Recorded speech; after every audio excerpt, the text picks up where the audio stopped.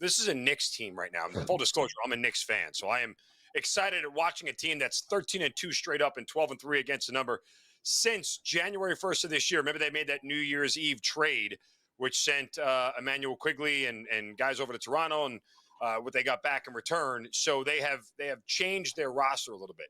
Now, the Knicks during this run have been laying bigger numbers against bad teams and bad defensive teams. If you look, you're talking about -9 to Chicago, -9.5 to Washington, -12 to Portland, -7.5 to Toronto. Even talking about recently, -8 to Charlotte last night, a line that ended up closing at 10, by the way. So they've been covering bigger numbers here. And that's why when I see this line, it looks a little fishy, because both of these teams are on a back-to-back. Now, Utah's on their own great run here at 14-6 straight up and ATS over their last 20. This is clearly a better offensive team than what the Knicks faced last night in Charlotte. I wondered why this line was so short here. The other part you have to factor into this equation, guys, is that Julius Randle is out. He didn't play last night. He had that shoulder dislocation in the game against Miami, and who knows how long he's going to be out. Last night, part of my handicap in playing the Knicks, as they covered, was, look, Charlotte's just not an offense that really can take advantage. And I think Utah can. And I got to tell you guys, I mean, even as a Knicks fan here, with this line as stinky as it is, I think there's really only one way to play this game.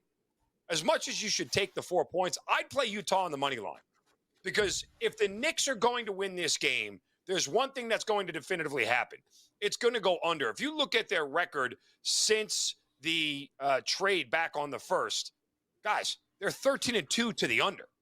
I mean, their defense is stepping up, and this is a total that's even higher than what we're seeing for many of the other totals. They've seen a lot of totals in the high 220s, low 230s, and this is a total right here that's at 228.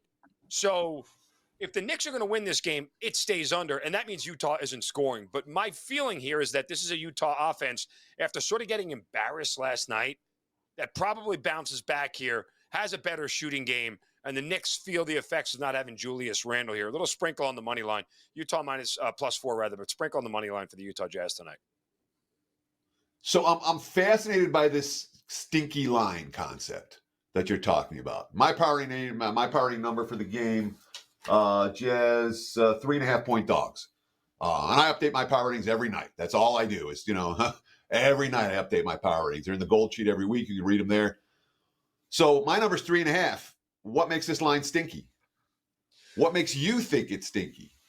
Well, I think the books, by the way, when you take in back-to-backs, I think the books sometimes overinflate the back-to-back number. I would have made this closer to 6 by my power ratings. I would have had the Knicks favored by 6, given the recent run that they're on. And sort of when you see a team on a run like this, books usually make you pay a premium for a team that is going on a run. You're not seeing that premium here. You're seeing a pretty, lower number than, again, what they've seen against bad defensive teams. And that's what the Jazz are, especially on the road. And the Knicks offensively have actually gotten better since this trade. They're averaging over 116 points per game. That's not usually where the Knicks operate offensively. It's not their MO. And now you take Julius Randle, a guy who's got 24-9 on a nightly basis, barely breaking a sweat, out of the lineup. How much can we see Jalen Brunson, like he did last night with 32, just carry this team over and over again? They're getting more. They're going to have to get more minutes from guys who aren't big offensive contributors. Great on defense, but not big offensive contributors. And tonight may be the night where if Utah is shooting hot, and I think after the way they played last night, they'll have a more of a regression to the mean in their scoring and shooting, that they'll be able to get inside this number or win the thing outright.